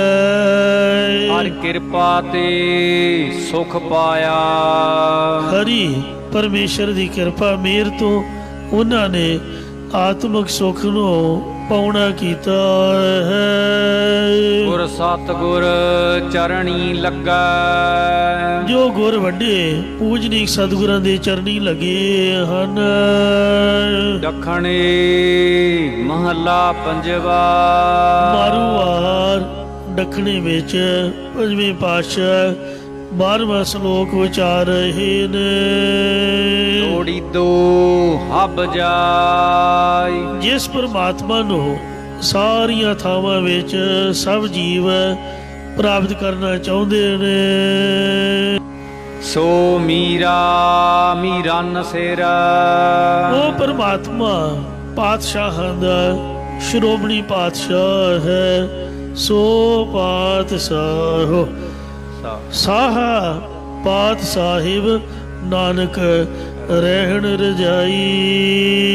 ਅੱਠ ਮੰਜਾਹੂ ਸੋ ਧਣੀ। ਉਹ ਮਾਲਕ ਪਰਮਾਤਮਾ ਸਾਰਿਆਂ ਦੇ ਹਿਰਦਿਆਂ ਵਿੱਚ ਵਿਆਪਕ ਹੋ ਕੇ ਵਸ ਰਿਹਾ ਹੈ। ਦੋ ਮੁਖ ਆਲਾ। ਪਰ ਉਸ ਦੀ ਪ੍ਰਾਪਤੀ ਉਸ ਨੂੰ ਹੁੰਦੀ ਹੈ ਜੋ ਆਪਣੇ ਹਿਰਦੇ ਦੁਆਰਾ ਵੀ ਉਸ ਦਾ ਜਸ 14 ਉਚਾਰਦਾ ਹੈ ਅਤੇ ਮੂੰਹ ਰਸਨਾ ਕਰਕੇ ਵੀ ਉਸ ਦੇ ਗੁਣਾਂ ਨੂੰ ਅਲਾਪਣਾ ਕਰਦਾ ਹੈ। ਮਹਲਾ ਪੰਜਵਾ। ਪੰਜਵੇਂ ਪਾਤਸ਼ਾਹ ਧੰਨ ਸਤਿਗੁਰੂ ਅਰਜਨ ਦੇਵ ਸਾਹਿਬ ਜੀ ਫੁਰਮਾਨ ਕਰਦੇ ਨੇ। ਮਾਨਕੂ ਵੋਹਿ ਮਾਉ। ਹੇ ਮਾਤਾ ਰੂਪ ਸੰਤ ਜਣੋ, ਮੈਨੂੰ ਮਾਨਕ ਰੂਪ ਨਾਮ ਮਾਲਕ ਗੁਰਾਂ ਨੇ ਆਪ ਹੀ ਦੇਣਾ ਕੀਤਾ ਹੈ। ਤਿੰਨਾ ਧਣੀ ਅਪਾਹੀ ਅੰਦਰ ਲੇਪ ਗੁਰਾਂ ਨੇ ਮਾਨਕ ਰੂਪ ਨਾਮ ਹਰੀ ਅਕਾਲ ਪੁਰਖ ਵਾਹਿਗੁਰੂ ਜੀ ਦੀ ਬਖਸ਼ਿਸ਼ ਦਾ ਸਾਨੂੰ ਆਪ ਦੇਣਾ ਕੀਤਾ ਹੈ। ਆਉ ਮਹਿਜਾ ਠੰਡੜਾ ਸਾਡਾ ਜਿਹੜਾ ਹਿਰਦਾ ਹੈ ਉਹ ਸ਼ਾਂਤ ਹੋ ਗਿਆ ਹੈ। ਮੁਖਹੁ ਸੱਚ ਅਲਾਈ ਉੱਚੀ ਬੋਲ ਕੇ ਆਪ ਜੀ ਵੀ ਕਹਿ ਦੋ ਜੀ ਸਤਨਾਮ ਸ੍ਰੀ ਵਾਹਿਗੁਰੂ। ਆਪ ਦੇ ਮੁਖੋਂ ਸੱਚਾ ਨਾਮ ਉਚਾਰਨ ਕਰਕੇ ਜਿਸ ਤਰ੍ਹਾਂ ਇਸੀ ਦੀ ਹਵਾ ਆਉਂਦੀ ਹੈ, ਇਹੋ ਛਾਤੀ ਸੀਤਲ ਮਨ ਸੁਖੀ ਛੰਦ ਗੋਬਿੰਦ ਗੁਣ ਗਾਏ। ऐसी कृपा करो प्रभु नानक दास दसाए। मेरा हृदय भी ठंडा शांत हो गया है। अल्लाह पंजवा पंजवें पातशाह सतगुरु अर्जन देव साहब जी उचार रहे ने सेज पति परमेश्वर दे वास्ते आप ही सेजा होना करा प्री विछावना ਅਤੇ ਪਿਆਰੇ ਪਤੀ ਲਈ ਨੇਤਰਾਂ ਦਾ ਵਿਛਾਉਣਾ ਕਰਾ। ਦੇਖੈ ਇੱਕ ਵਾਰ ਜੇਕਰ ਪਤੀ ਪ੍ਰਮਾਤਮਾ ਇੱਕ ਵਾਰੀ ਵੀ ਮੇਰੇ ਵੱਲ ਕਿਰਪਾ ਭਰੀ ਦ੍ਰਿਸ਼ਟੀ ਨਾਲ ਵੇਖਣਾ ਕਰੇ ਆ ਸੁਖ ਕੀਮਾ ਹੂ ਬਾਹਰੇ ਤਦੋਂ ਕੀਮਤ ਤੋਂ ਬਾਹਰੀ ਬੇਅੰਤ ਸੁਖ ਪ੍ਰਾਪਤ ਹੋ ਜਾਣਗੇ। ਭਾਵ ਉਹਨਾਂ ਸੁੱਖਾਂ ਦੀ ਕੋਈ ਵੀ ਕੀਮਤ ਨਹੀਂ ਰਹੇਗੀ। ਪੌੜੀ ਪੰਜਵੇਂ ਪਾਤਸ਼ਾਹ ਸਤਿਗੁਰੂ ਅਰਜਨ ਦੇਵ ਸਾਹਿਬ ਜੀ ਉਚਾਰ ਰਹੇ ਨੇ ਮਨ ਲੋਚੈ ਹਰ ਮਿਲਣ ਕਾ। हे ਹਰੀ ਤੇਰੇ ਤਾਈ ਮਿਲਣ ਵਾਸਤੇ ਮੇਰਾ ਮਨ ਮੇਰਾ ਹਿਰਦਾ ਬਹੁਤ ਚਾਹੁੰਦਾ ਹੈ। ਕਿਉਂ ਦਰਸ਼ਨ ਪਾਈਆ ਪਰ ਮੇਰਾ ਕੰਮ ਕੋਈ ਚੰਗਾ ਨਹੀਂ, ਮੈਂ ਨਿਕੰਮਾ ਬੰਦਾ ਉਗਣਾ ਵਾਲਾ, ਮੈਂ ਕਿੰਜ ਤੇਰਾ ਦਰਸ਼ਨ ਦੀਦਾਰ ਪਾਉਣਾ ਕਰਾਂ। ਮੈਂ ਲੱਖ ਵਿੜਤੇ ਸਾਹਿਬਾ हे ਮੇਰੇ ਮਾਲਕਾ ਮੈਂ ਸਮਝਦਾ ਕਿ ਮੈਂ ਲੱਖਾਂ ਹੀ ਰੁਪਈਏ ਵਟ ਲਏ ਨੇ। ਜੇ ਬਿੰਦ ਬੋਲਾਈਆ ਕਦੋਂ ਜੇਕਰ ਤੂੰ ਮੈਨੂੰ ਥੋੜਾ ਮਾਤਰ ਵੀ ਆਪਣੀ ਤਰਫ ਬੁਲਾਉਣਾ ਕਰੇ ਕਿ ਆ ਗੁਰਸਿੱਖਾ ਦੱਸ ਤੇਰੇ ਮਨ ਦੀ ਕੀ ਇੱਛਾ ਹੈ, ਤਾਂ ਮੈਂ ਸਮਝਦਾ ਕਿ ਮੈਂ ਲੱਖਾਂ ਹੀ ਰੁਪਈਏ ਵਟ ਲਏ। ਮੈਨੂੰ ਮੇਰੇ ਗੁਰੂ ਨੇ ਆਪ ਬੁਲਾਇਆ ਹੈ, ਜਿਵੇਂ ਭਾਈ ਮੰਝ ਜੀ ਨੂੰ ਘਰੋਂ ਬੁਲਾ ਕੇ ਗੁਰੂ ਸਾਹਿਬ ਨੇ ਸੇਵਾ ਵਿੱਚ ਲਾਇਆ ਸੀ। ਧੰਨ ਬਾਬਾ ਬਿਧੀ ਚੰਦ ਦੇ ਪਾਸੋਂ ਚੋਰੀ ਆਦਿਕ ਛੁਡਾ ਕੇ ਤੇ ਦੁਸ਼ਾਲੇ ਲੈਣ ਭੇਜਿਆ। ਸੰਗਤ ਦੇ ਜਿਹੜੇ ਘੋੜੇ ਖੋਹ ਲਏ ਸੀ ਜਰਵਾਣਿਆਂ ਨੇ, ਉਹ ਸ਼ਾਹੀ ਕਿਲੇ ਵਿੱਚੋਂ ਲਿਜਾਣ ਲਈ ਭੇਜਿਆ। ਜਦ ਗੁਰੂ ਆਪ ਬੁਲਾ ਕੇ ਸੇਵਾ ਲਾਉਂਦਾ ਉਹਦਾ ਆਨੰਦ ਕੁਝ ਵੱਖਰਾ ਹੀ ਹੈ। ਜਿਹੜਾ ਆਪਦੀ ਮਰਜ਼ੀ ਨਾਲ ਤੁਰੇ ਫਿਰਨਾ ਤੇ ਹੈ ਤਾਂ ਉਹ ਵੀ ਸਫਲ ਸਮਾਂ, ਪਰ ਜਿਹੜਾ ਗੁਰੂ ਦੇ ਹੁਕਮ ਆਗਿਆ ਨੂੰ ਮੰਨ ਕੇ ਕਰਨੀ ਹੈ ਸੇਵਾ, ਆਗਿਆ ਸਾਹਮਣੇ ਸਾਹਿਬ ਸੇਵਾ, ਉਹਦੇ ਨਾਲ ਦਾ ਆਨੰਦ ਨਹੀਂ ਹੈ। ਬਿੰਦ ਬੋਲਾਈਆ ਜੇ ਮੈਨੂੰ ਥੋੜਾ ਮਾਤਰ ਵੀ ਆਪਣੀ ਤਰਫ ਵਾਹਿਗੁਰੂ ਬੁਲਾਵੇ ਤਾਂ ਮੈਂ ਸਮਝਦਾ ਕਿ ਮੈਂ ਲੱਖਾਂ ਰੁਪਈਏ ਵਟ ਲਏ ਨੇ। ਮੈਂ ਚਾਰੇ ਕੁੰਡਾ ਭਾਲੀਆ ਇਹ ਪ੍ਰਮਾਤਮਾ ਮੈਂ ਚਾਰੇ ਦਿਸ਼ਾਵਾਂ ਖੋਜ ਕੇ ਦੇਖ ਲਈਆਂ ਹਨ। ਜੀਵੜਨਾ ਸਾਈਆ हे ਮੇਰੇ ਮਾਲਕਾ ਪਰ ਤੇਰੇ ਜਿੱਡਾ ਵੱਡਾ ਹੋਰ ਕੋਈ ਨਹੀਂ ਮੈਨੂੰ ਦਿਸਿਆ ਹੈ, ਕਿਉਂਕਿ ਕੋਈ ਹੋਵੇ ਤਾਂ ਹੀ ਦਿਸੇ।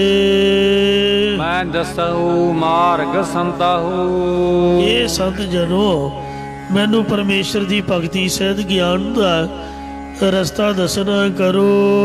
ਕਿਉਂ ਪ੍ਰਭੂ ਮਿਲਾਈਆ ਕਿ ਮੈਂ ਕਿੰਜ ਪਰਮੇਸ਼ਰ ਦੇ ਨਾਲ ਮਿਲਣਾ ਕਰਾਂ, ਕਿਵੇਂ ਪਰਮਾਤਮਾ ਮੈਨੂੰ ਆਪਣੇ ਨਾਲ ਮੇਲ ਲਵੇ। ਉਹ ਰਸਤਾ ਉਹ ਤਰੀਕਾ ਮੈਨੂੰ ਦੱਸਣਾ ਕਰੋ। ਮਨ ਹਰ ਬਹੂ ਹਉ ਮੈਂ ਤਜਹੂ। ਤਾਂ ਗੁਰੂ ਸਾਹਿਬ ਜੀ ਉੱਤਰ ਦਿੰਦੇ ਨੇ, ਮਾਨ ਨਾ ਕੀਜੈ ਸਰਣ ਪਰੀਜੈ, ਕਰੈ ਸੋ ਭਲਾ ਬਣਾਈਐ।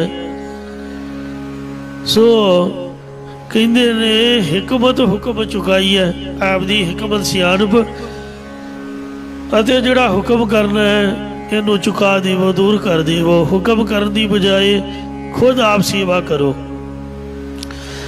ਮਨ ਕੀ ਮਤ ਤਿਆਗੋ ਹਰ ਜਨ ਇਹਾ ਬਾਤ ਕਠੈਨੀ, ਮਨ ਅਰਪੋ। ਆਪਣੇ ਮਨ ਦੀ ਮਤ ਨੂੰ ਗੁਰਾਂ ਦੇ ਪਾਸ ਅਰਪਣਾ ਕਰੋ, ਭੇਟਾ ਕਰਨਾ ਕਰੋ। ਹਉਮੈ ਤਜੋ, ਦੇਹ ਦੀ ਗੁਣਾਦਿਕ ਦੀ ਹਉਮੈ ਇਹਨੂੰ ਤਿਆਗ ਦੇਵੋ। ਪੰਥ ਜੋ ਲਾਈਆ, ਇਸ ਰਸਤੇ ਵਿੱਚ ਹੀ ਚੱਲਣਾ ਕਰ ਹੀ ਗੁਰਮੁਖ। ਨਿਤ ਸੇਵਹੁ ਸਾਹਿਬ ਆਪਣਾ, ਨਿਤਾ ਪ੍ਰਤੀ ਆਪਣਾ ਮਾਲਕ ਪਰਮਾਤਮਾ ਸੇਵਨ ਕਰ। ਸਤ ਸੰਗ ਮਿਲਾਈਆ, ਅਤੇ ਸਤ ਜਨਾਂ ਦੀ ਸੰਗਤ ਦੇ ਵਿੱਚ ਮਿਲ ਕੇ ਰਹਿਣਾ ਕਰ। ਸਭੇ ਆਸਾ ਪੂਰੀਆ, ਫਿਰ ਤੁਹਾਡੀਆਂ ਸਾਰੀਆਂ ਆਸ ਉਮੀਦਾਂ ਪੂਰਨ ਹੋ ਜਾਣਗੀਆਂ। ਗੁਰ ਮਹਿਲ ਬੁਲਾਈਆ, ਅਤੇ ਗੁਰੂ ਸਰੂਪ ਰੂਪੀ ਤੁਰਿਆ ਪਦ ਰੂਪੀ ਮਹਲ ਦੇ ਵਿੱਚ ਬੁਲਾ ਲਵੇਗਾ। ਤੁਧ ਜੀਵੜਾ ਹੋਰ ਨਾ ਸੁਝਾਈ, ਤੇਰੇ ਜਿੱਡਾ ਵੱਡਾ ਇਹ ਵਾਹਿਗੁਰੂ ਮੈਨੂੰ ਹੋਰ ਕੋਈ ਨਹੀਂ ਦਿਸਦਾ। ਮੇਰੇ ਮਿੱਤਰ ਗੋਸਾਈਆ, ਇਹ ਮੇਰੇ ਪਿਆਰੇ ਸੱਜਣ, ਪ੍ਰithvi ਦੇ ਮਾਲਕ ਪਰਮਾਤਮਾ, ਵੱਡਾ ਤੇਰਾ ਦਰਬਾਰ, ਸੱਚਾ ਤੁਧ ਤਖਤ, ਸਿਰ ਸਾਹ ਪਾਤਸ਼ਾਹੋ ਨਿਚਲ ਚੌਰ ਛਤ ਪੌੜੀ। ਵੱਡੀ ਵੱਡਾ ਪਾਰ ਤੇਰਾ ਮਰਤਬਾ, ਰੰਗ ਬਰੰਗ ਅਨੇਕ ਨਾ ਜਾਪਣ ਕਰਤਬਾ। ਜੀਆਂ ਅੰਦਰ ਜੀਓ ਸਭ ਕੇ ਜਾਣ ਲਾ, ਸਭ ਕੁਛ ਤੇਰਾ ਵਸ ਤੇਰਾ ਕਰ ਭਲਾ। ਤੇ ਤੇਰਾ ਘਰ ਆਨੰਦ ਵਧਾਈ ਤੁਧ ਘਰ। ਘਰ ਦੇ ਵਿੱਚ ਤਾਂ ਰੋਣਾ ਧੋਣਾ ਹੀ ਲੱਗਾ ਰਹਿੰਦਾ, ਨਿੰਦਿਆ ਚੁਗਲੀ। ਇੱਥੇ ਸਭ ਤੋਂ ਵੱਡੀ ਇਹੀ ਵਿਸ਼ੇਸ਼ਤਾ, ਇੱਥੇ ਵਧਾਈਆਂ ਖੁਸ਼ੀਆਂ ਖੇੜੇ ਆਨੰਦ ਹੀ ਆਨੰਦ। ਜਿਹੜਾ ਵੀ ਕੋਈ ਤੁਹਾਨੂੰ ਮਿਲੇਗਾ ਮੁਸਕਰਾ ਕੇ ਮਿਲੇਗਾ। ਹਰ ਕੋਈ ਤੁਹਾਡੇ ਨਾਲ ਰੱਬ ਦੇ ਨਾਮ ਤੋਂ ਬਗੈਰ ਦੂਜੀ ਗੱਲ ਨਹੀਂ ਕਰੇਗਾ। ਤੇਰਾ ਘਰ ਆਨੰਦ ਵਧਾਈ ਤੁਧ ਘਰ, ਮਾਣ ਮਹੱਤਾ ਤੇਜ ਆਪਣਾ ਆਪ ਜਰ। ਸਰਬ ਕਲਾ ਭਰਪੂਰ ਦਿਸੈ ਜਦ ਕਰਤਾ, ਨਾਨਕ ਦਾਸਨ ਦਾਸ ਤੁਧ ਆਗੇ ਬਿਨਵਤਾ। ਗੁਰਦੁਆਰਾ ਗੁਰਦਰਸ਼ਨ ਪ੍ਰਕਾਸ਼ ਮਹਿਤਾ ਚੌਂਕ, ਮਹਾਂਪੁਰਖ ਬਾਬਾ ਠਾਕੁਰ ਸਿੰਘ ਸਾਹਿਬ ਜੀ ਦੀ ਸੰਗਤ ਵਿੱਚ ਐਸੇ ਆਨੰਦ ਤੇ ਐਸੀਆਂ ਖੁਸ਼ੀਆਂ, ਐਸੇ ਖੇੜੇ ਅਨੇਕਾਂ ਹੀ ਸਿੰਘਾਂ ਨੇ ਮਾਨਣਾ ਕੀਤੇ, ਪ੍ਰਾਪਤ ਕੀਤੀ, ਅੱਜ ਤੱਕ ਯਾਦ ਕਰਦੇ ਨੇ। ਜਦ ਆਪਦੇ ਮੋਢਿਆਂ ਤੇ ਪਏ ਤਦ ਪਤਾ ਚੱਲਦਾ ਹੈ। ਤੋ ਇਸ ਵਾਸਤੇ ਜਿਹੜਾ ਗੁਰੂ ਘਰ ਹੈ ਇਹ ਸਭ ਗੁਰੂ ਨਾਨਕ ਸਾਹਿਬ ਦੇ ਮੋਢਿਆਂ ਤੇ ਹੈ। ਸਾਰੀ ਜ਼ਿੰਮੇਵਾਰੀ ਮਹਾਂਪੁਰਖਾਂ ਦੀ, ਸ਼ਹੀਦਾਂ ਸਿੰਘਾਂ ਦੀ ਤੇ ਗੁਰੂ ਸਾਹਿਬ ਦੀ ਹੈ। ਆਪਾਂ ਤਾਂ ਖੁਸ਼ੀਆਂ ਖੇੜੇ ਆਨੰਦ ਮੰਗਲ ਕਰਕੇ ਘਰ ਨੂੰ ਤੁਰ ਜਾਂਦੇ ਆ। ਇਸ ਵਾਸਤੇ ਜ਼ਿੰਮੇਵਾਰੀ ਕੋਈ ਨਹੀਂ, ਤਾਈਓ ਤਾਂ ਖੁਸ਼ੀਆਂ ਨੇ। ਲੱਖ ਖੁਸ਼ੀਆਂ ਪਾਤਸ਼ਾਹੀ ਆ ਜੇ ਸਤਿਗੁਰ ਨਜ਼ਰ ਕਰੇ। ਤੇਰੇ ਜਿੱਡਾ ਵੱਡਾ ਹੋਰ ਕੋਈ ਨਹੀਂ ਦਿਖਦਾ ਜਿਹੜਾ ਮੁਕਤੀ ਦੇ ਸਕੇ, ਜਿਹੜਾ ਬ੍ਰਹਮ ਗਿਆਨ ਦੇ ਸਕੇ, ਜਿਹੜਾ ਆਨੰਦ ਦੇ ਸਕੇ। ਬਾਕੀ ਦੁਨੀਆ ਦੇ ਪਦਾਰਥ ਆਪਾਂ ਲੱਭ ਸਕਦੇ ਹਾਂ, ਪਰ ਮੁਕਤੀ ਤੇ ਆਨੰਦ ਇਸ ਘਰ ਦੇ ਵਿੱਚ ਹੀ ਹੈ। ਦੱਖਣੇ ਮਹੱਲਾ ਪੰਜਵਾ।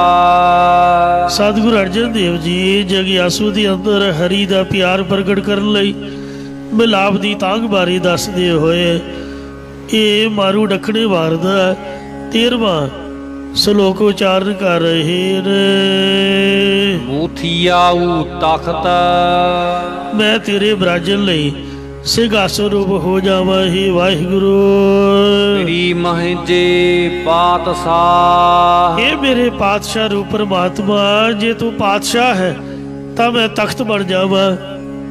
ਪਿਛਲੇ ਸ਼ਬਦ 'ਚ ਆਖਿਆ ਵੀ ਜੇ ਤੂੰ ਪਤੀ ਆ ਤਾਂ ਮੈਂ ਸੀਜਾ ਬਣ ਜਾਵਾਂ, ਤੈਨੂੰ ਆਪਣੇ ਤੇ ਹੀ ਲਟਾ ਲਵਾਂ। ਜਿਸ ਤਰ੍ਹਾਂ ਬਾਬਾ ਵਿਧੀ ਚੰਦ ਭਾਈ ਪੁਰਾਣਾ ਜੀ ਝਵੀਆਂ ਲੈ ਪੈਂਦੇ ਸੀ, ਚੰਦੂ ਨੂੰ ਬੁਰਾ ਭਲਾ ਕਹਿੰਦੇ ਅਤੇ ਰੱਸਾ ਤੜਾ ਕੇ ਗੁਰੂ ਸਾਹਿਬ ਵੱਲ ਜਾਂਦੇ ਕਿ ਅਸੀਂ ਤੱਤੀ ਤਵੀ ਤੇ ਲੇਟ ਜਾਈਏ ਤੇ ਗੁਰੂ ਸਾਹਿਬ ਸਾਡੇ ਉੱਪਰ ਬਿਰਾਜਮਾਨ ਹੋਣ। ਸੋ ਐਸਾ ਗੁਰਸਿੱਖਾਂ ਦਾ ਪ੍ਰੇਮ ਹੈ। ਭਾਵ ਮਿਲਾਵੇ ਕੋਲ। हे ਵਾਹਿਗੁਰੂ, ਜਦੋਂ ਤੋਂ ਆਪਣੇ ਚਰਨਾਂ ਦੇ ਕੋਲ ਸਾਨੂੰ ਮਿਲਾਉਣਾ ਕਰੇ, ਭਾਵ ਆਪਣੇ ਚਰਨਾਂ ਦਾ ਧਿਆਨ ਬਖਸ਼ਣਾ ਕਰੇ। ਕਵਲ ਜੀਵੈ ਬਿਗਸਾਵਦੋ। ਤਦੋਂ ਮੇਰਾ ਹਿਰਦਾ ਕਮਲ ਫੁੱਲ ਗੁਲਾਬ ਦੀ ਤਰ੍ਹਾਂ ਖਿੜ ਜਾਵੇ। ਜਿਵੇਂ ਸੂਰਜ ਨੂੰ ਵੇਖ ਕੇ ਕਮਲ ਦਾ ਫੁੱਲ ਖਿੜ ਜਾਂਦਾ, ਉਸੇ ਤਰ੍ਹਾਂ ਸੂਰਜ ਦੀ ਤਰ੍ਹਾਂ ਤੇਰੇ ਪ੍ਰਕਾਸ਼ ਦੀਆਂ ਕਿਰਨਾਂ ਪੈਣ ਨਾਲ ਮੇਰਾ ਹਿਰਦਾ ਰੂਪੀ ਕਮਲ ਖਿੜ ਜਾਵੇਗਾ। ਹਿਰਦਾ ਕਮਲ ਮੈਂ ਹਰ ਕਾ ਬਾਸ, ਹਿਰਦੇ ਨੂੰ ਕਮਲ ਦਾ ਫੁੱਲ ਆਖਿਆ। ਮਹੱਲਾ ਪੰਜਵਾ। ਪੰਜਵੇਂ ਪਾਤਸ਼ਾਹ ਸਤਿਗੁਰੂ ਅਰਜਨ ਦੇਵ ਸਾਹਿਬ ਜੀ ਕਿਰਪਾ ਕਰ ਰਹੇ ਨੇ। ਤੇਰੀਆ ਸੰਦੜੀ ਭੌਖਾ। ਪਿਆਰੇ ਪਰਮੇਸ਼ਰ ਦੀ ਭੁੱਖ ਦਾ ਮੂਹ ਲਾਵਣ ਥੀ ਵਿਥਰਾ। ਮੈਂ ਸਲੂਣਾ ਭੋਜਨ ਹੋ ਕੇ ਰਹਿਣਾ ਕਰਾਂ, ਜਾਂ ਜਿਨ੍ਹਾਂ ਸੰਤ ਜਨਾਂ ਨੂੰ ਪਿਆਰੇ ਪ੍ਰਭੂ ਦੀ ਭੁੱਖ ਲੱਗੀ ਹੈ, ਮੈਂ ਉਹਨਾਂ ਦੇ ਲਵੇ ਸੰਗ ਹੋ ਕੇ ਅਸਥਿਤ ਰਹਾਂ। ਜਾਨ ਮਿਠਾਈ ਇਖ। ਇਹ ਜਾਣਨਾ ਕਰੋ ਕਿ ਜਿਵੇਂ ਗੰਨੇ ਨੂੰ ਪੀੜੀਏ, ਇਖ ਨਾਮ ਹੈ ਗੰਨੇ ਦਾ, ਤਾਂ ਉਸ ਵਿੱਚੋਂ ਮਿਠਾਈ ਮਿੱਠਾ ਰਸ ਨਿਕਲਦਾ ਹੈ ਅਤੇ ਪੀੜੇ ਨਾ ਹੁਟੈ। ਜੇਕਰ ਦੂਜੀ ਵਾਰ ਵੀ ਪੀੜੀਏ ਤਾਂ ਵੀ ਉਹ ਗੰਨਾ ਰਸ ਦੇਣ ਤੋਂ ਹਟਦਾ ਨਹੀਂ ਹੈ। ਪਾਉ ਗੁੱਸੇ ਨਹੀਂ ਹੁੰਦਾ ਕਿ ਮੈਨੂੰ ਦੁੱਖ ਦੇ ਰਿਹਾ, ਮੈਨੂੰ ਮਿੱਠਾ ਰਸ ਕਿਉਂ ਦਿਆਂ, ਫਿਰ ਵੀ ਉਹ ਰਸ ਹੀ ਦੇ ਦਿੰਦਾ ਹੈ। ਇਸੇ ਪ੍ਰਕਾਰ ਸੰਤ ਭਗਤ ਗੰਨਿਆਂ ਦੀ ਤਰ੍ਹਾਂ ਨੇ। ਜੇਕਰ ਕੋਈ ਉਹਨਾਂ ਕੋਲੋਂ ਇੱਕ ਵਾਰ ਉਪਦੇਸ਼ ਪੁੱਛਣ ਤਾਂ ਉਹਨੂੰ ਗੰਨੇ ਦੇ ਮਿੱਠੇ ਰਸ ਦੇਣ ਦੀ ਤਰ੍ਹਾਂ ਉਪਦੇਸ਼ ਦੇ ਕੇ ਨਿਹਾਲ ਕਰ ਦਿੰਦੇ ਨੇ। ਤੇ ਜੇਕਰ ਕੋਈ ਦੂਜੀ ਵਾਰ ਆ ਕੇ ਫਿਰ ਪੁੱਛਣਾ ਕਰੇ ਕਿ ਮੈਨੂੰ ਸਮਝ ਨਹੀਂ ਆਈ, ਤਾਂ ਵੀ ਉਹ ਸੰਤ ਭਗਤ ਉਪਦੇਸ਼ ਦੇਣ ਤੋਂ ਹਟਦੇ ਨਹੀਂ, ਫਿਰ ਵੀ ਪਿਆਰ ਭਰੇ ਬਚਨ ਦੱਸਦੇ ਰਹਿੰਦੇ ਨੇ। ਇਸੇ ਪ੍ਰਕਾਰ ਜਾਨ ਮਿਠਾਈ ਇਖ। ਜਾਣਨਾ ਕਰੋ ਕਿ ਗੰਨਿਆਂ ਦੇ ਵਿੱਚੋਂ ਹੀ ਰਸ ਨਿਕਲਦਾ ਹੈ। ਬੇਈ ਪੀੜੇ ਨਾ ਹੁਟੈ। ਦੂਸਰੇ ਸਰਕੜੇ ਆਦਿਕ ਨੂੰ ਪੀੜਨ ਨਾਲ ਰਸ ਨਹੀਂ ਨਿਕਲਦਾ, ਕੇਵਲ ਹੁਟੈ ਥਕਾਵਟ ਹੀ ਹੁੰਦੀ ਹੈ। ਇਸੇ ਪ੍ਰਕਾਰ ਸੰਤ ਜਨ ਗੰਨਿਆਂ ਦੀ ਤਰ੍ਹਾਂ ਨੇ ਅਤੇ ਉਹਨਾਂ ਵਿੱਚ ਪਰਮੇਸ਼ਰ ਦੀ ਭਗਤੀ ਦਾ, ਪ੍ਰੇਮ ਦਾ ਮਿੱਠਾ ਰਸ ਨਿਕਲਦਾ ਹੈ। ਉਹਨਾਂ ਤੋਂ ਬਿਨਾਂ ਦੂਸਰੇ ਹੋਰ ਕੁਸੰਗੀਆਂ ਨੂੰ ਪੀੜਨ, ਭਾਵ ਉਹਨਾਂ ਤੋਂ ਉਪਦੇਸ਼ ਯਾਚਨ ਨਾਲ ਭਗਤੀ ਪ੍ਰੇਮ ਦਾ ਰਸ ਪ੍ਰਾਪਤ ਨਹੀਂ ਹੁੰਦਾ, ਕੇਵਲ ਥਕਾਵਟ ਹੀ ਮਿਲਦੀ ਹੈ। ਮਹਾਂਪੁਰਖ ਸੰਤ ਬਾਬਾ ਬਰਜਿੰਦਰ ਸਿੰਘ ਜੀ, ਉਦਾਸੀ ਸੰਪਰਦਾ, ਬਾਬਾ ਸ੍ਰੀ ਚੰਦ ਜੀ ਮਹਾਰਾਜ, ਤਿੰਨਾਂ ਦੇ ਗੁਰੂ ਘਰ ਦੇ ਮੁੱਖ ਸੇਵਾਦਾਰ, ਜੋ ਕਿ ਗੁਰੂ ਘਰ ਵਿਖੇ ਸੰਗਤਾਂ ਸਮੇਤ ਪਹੁੰਚੇ ਨੇ ਅਤੇ 15 ਤਾਰੀਖ ਨੂੰ ਸੋ ਸੰਗਤ ਨੂੰ ਬੇਨਤੀ ਕਰ ਰਹੇ ਨੇ ਕਿ ਬਾਬਾ ਸ੍ਰੀ ਚੰਦ ਜੀ ਦਾ ਜਨਮ ਦਿਹਾੜਾ ਅਤੇ ਹਰ ਸਾਲ ਦੀ ਤਰ੍ਹਾਂ ਸ੍ਰੀ ਗੁਰੂ ਗ੍ਰੰਥ ਸਾਹਿਬ ਮਹਾਰਾਜ ਦਾ ਪਹਿਲਾ ਪ੍ਰਕਾਸ਼ ਦਿਹਾੜਾ ਬੜੀ ਧੂਮਧਾਮ ਨਾਲ ਸਮਾਗਮ ਜੋ 23ਵਾਂ ਹੈ ਉਹ ਮਨਾਇਆ ਜਾ ਰਿਹਾ ਹੈ। ਅਤੁੱਟ ਗੁਰੂ ਕੇ ਭੰਡਾਰੇ ਵਰਤਣਗੇ ਸਮੂਹ ਸੰਗਤਾਂ। 15 ਤਾਰੀਖ ਨੂੰ ਉੱਥੇ ਸੁਹਾਣੇ ਦੇ ਪਰਲੇ ਪਾਸੇ ਦੀਪ ਕਲੋਨੀ ਦੇ ਸਾਹਮਣੇ ਉਦਾਸੀਨ ਸੰਪਰਦਾ ਦੇ ਮਹਾਂਪੁਰਖ ਬਾਬਾ ਸ੍ਰੀ ਚੰਦ ਜੀ ਦੇ ਨਾਮ ਤੇ ਬਣੇ ਹੋਏ ਗੁਰਦੁਆਰਾ ਸਾਹਿਬ ਵਿਖੇ ਦਰਸ਼ਨ ਦੀਦਾਰੇ ਕਰਨ ਤੇ ਦੇਣ ਦੀ ਕਿਰਪਾਲਤਾ ਕਰਨ ਜੀ। ਪਿਆਰ ਨਾਲ ਸੁਣੋ। ਜਾਨ ਮਿਠਾਈ ਇਖ। ਜਾਣਨਾ ਕਰੋ ਕਿ ਗੰਨਾ ਮਿੱਠਾ ਰਸ ਹੀ ਦਿੰਦਾ ਹੈ। ਇਉਂ ਪੰਜਵੇਂ ਪਾਤਸ਼ਾਹ ਨੂੰ ਵੇਖੋ ਤਤੀ ਤਵੀ ਤੇ ਬਿਠਾਇਆ। ਗੁਰੂ ਸਾਹਿਬ ਨੇ ਮਿੱਠੀ ਬਾਣੀ ਹੀ ਉਚਾਰੀ, ਤੇਰਾ ਕੀਆ ਮੀਠਾ ਲੱਗੈ। ਧੰਨ ਬਾਬਾ ਮਤੀ ਦਾਸ ਨੂੰ ਆਰੀ ਨਾਲ ਚੀਰ ਸੁੱਟਿਆ, ਪਰ ਉਹਨਾਂ ਨੇ ਜਪਜੀ ਸਾਹਿਬ ਹੀ ਉਚਾਰਿਆ। ਕਿਸੇ ਨੂੰ ਬੁਰਾ, ਕਿਸੇ ਨੂੰ ਬੰਦਾ ਬਚਨ ਨਹੀਂ ਆਖਿਆ।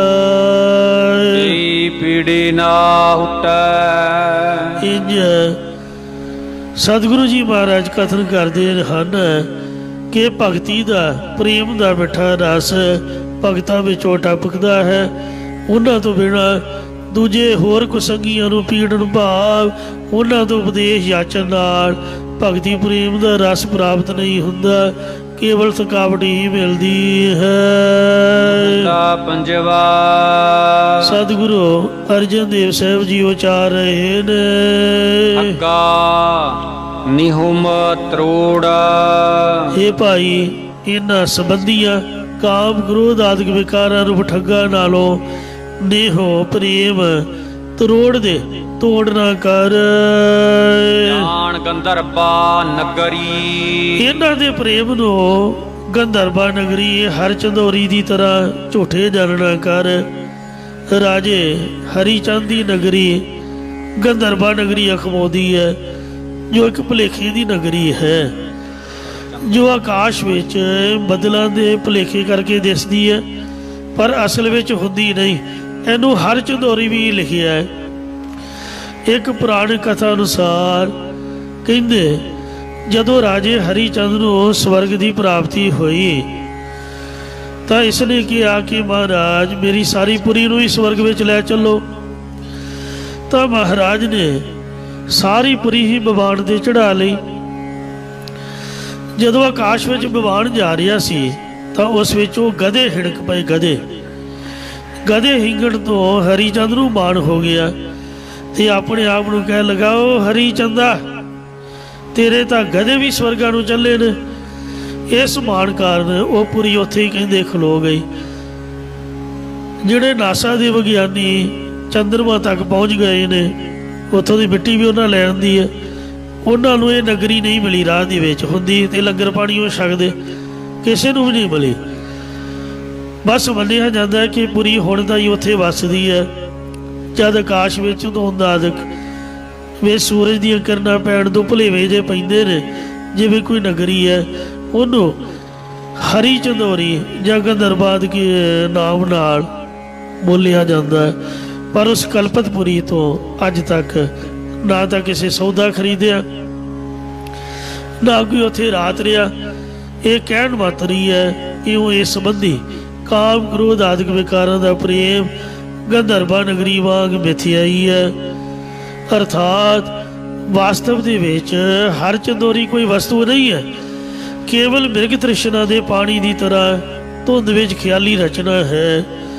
ਸਰਦੀ ਦੀ ਰੁੱਤ ਵਿੱਚ ਸੂਰਜ ਦੀਆਂ ਕਿਰਨਾਂ ਤੇਜ਼ ਹੋਣ ਤੋਂ ਪਹਿਲਾਂ ਰੇਗਿਸਤਾਨ ਜਾਂ ਸਮੁੰਦਰ ਦੇ ਕਿਨਾਰੇ ਗਾੜੀ ਧੁੰਦ ਹੋਣ ਕਾਰਨ ਆਕਾਸ਼ ਵਿੱਚ ਕਦੇ 7 ਵਸਤੂਆਂ ਦਾ ਅਕਸ਼ ਤੇ ਕਦੇ ਖਿਆਲ ਵਿੱਚ ਵਸੇ ਹੋਏ ਪਦਾਰਥ 7 ਸਮਾਨ ਭਾਸਣ ਲੱਗ ਜਾਂਦੇ ਨੇ।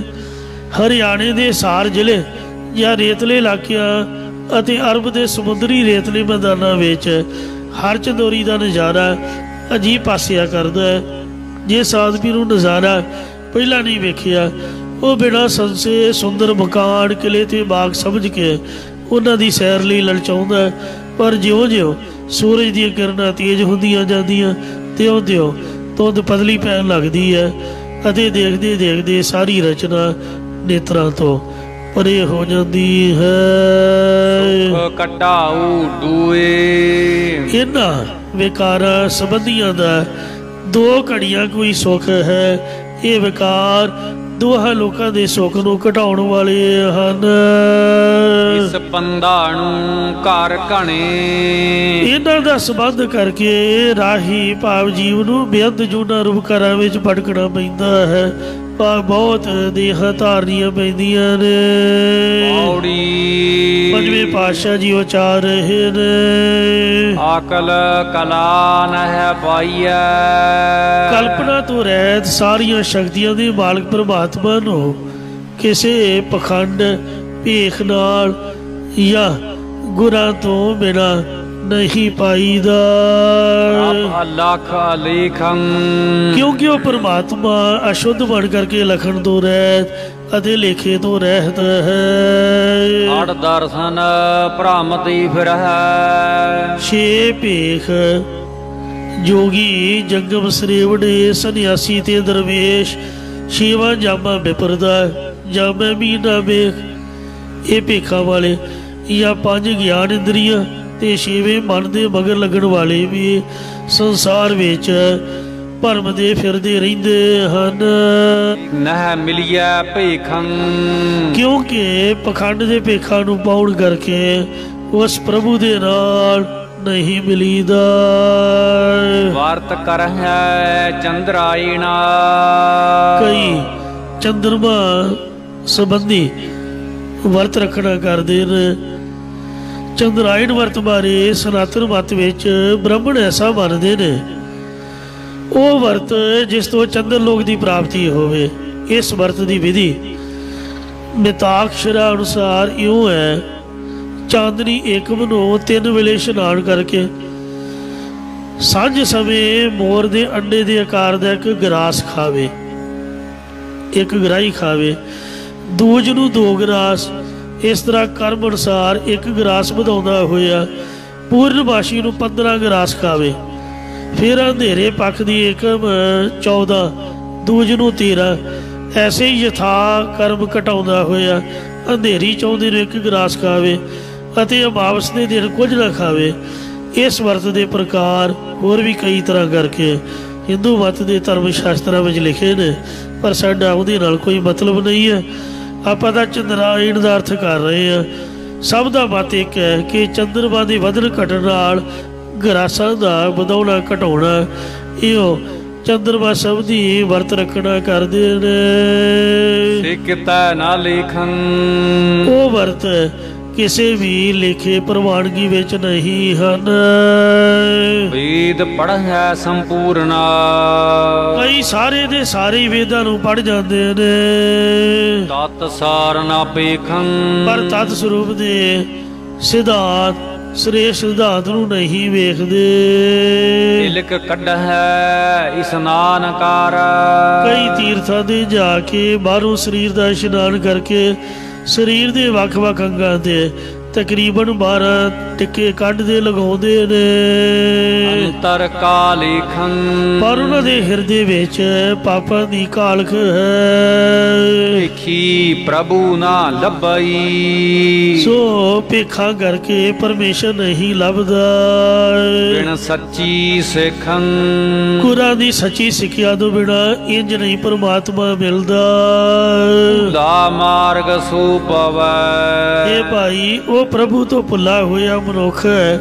ਭਗਤੀ ਸਹਿਤ ਗਿਆਨ ਪਰਮਾਰਥ ਦੇ ਰਸਤੇ ਤੇ ਪੈਂਦਾ ਹੈ। ਜਿਸ ਧੁਰ ਮਸਤਕ ਲੇਖੰ ਜਿਸ ਦੇ ਮੱਥੇ ਤੇ ਤੁਰੋਂ ਹੀ ਸ੍ਰੇਸ਼ਟ ਕਰਮਾਂ ਦੀ ਲੇਖ ਪਏ ਨੇ। ਜਨਮ ਸਵਾਰਿਆ ਆਪਣਾ ਇਹਨਾਂ ਨੇ ਆਪਣਾ ਮਨੁੱਖਾ ਜਨਮ ਸਵਾਰਿਆ ਹੈ। ਜਿਨ ਗੁਰ ਅੱਖੀ ਦੇਖੰ ਜਿਨ੍ਹਾਂ ਨੇ ਆਪਣੇ ਪ੍ਰਤੱਖ ਨੇਤਰਾਂ ਦੇ ਨਾਲ ਜਾਂ ਮਨ ਬੁੱਧ ਰੂਪ ਨੇਤਰਾਂ ਦੇ ਨਾਲ ਗੁਰਾਂ ਦੇ ਦਰਸ਼ਨ ਵੇਖਣਾ ਕੀਤੇ ਨੇ। ਦਰਸ਼ਨ ਪਰਸਿਐ ਗੁਰੂ ਕੈ ਜਨਮ ਮਰਨ ਦੁੱਖ ਜਾਏ। ਕਰੋ ਭਾਵੇਂ ਕੁਛ ਵੀ ਨਾ, ਢੋਲ ਆ ਕੇ ਬੈਠ ਜਾਓ। ਕਰ ਤਾਂ ਸ਼ਹੀਦ ਸਿੰਘ ਗਏ ਨੇ, ਸਾਨੂੰ ਕਰਨ ਦੀ ਲੋੜ ਹੀ ਨਹੀਂ। ਕਰ ਤਾਂ ਗੁਰੂ ਨਾਨਕ ਸਾਹਿਬ ਗਏ ਨੇ, ਮਿਹਨਤਾਂ ਮੁਸ਼ੱਕਤਾਂ ਆਪਾਂ ਵਿਹਲੇ ਬੈਠੇ ਆਨੰਦ ਲਈ ਜਾਓ, ਪਰ ਦਰਸ਼ਨ ਕਰਨ ਜ਼ਰੂਰ ਆਓ। ਗੁਰੂ ਘਰ ਦੀਆਂ ਰੌਣਕਾਂ ਵਧਾਓ।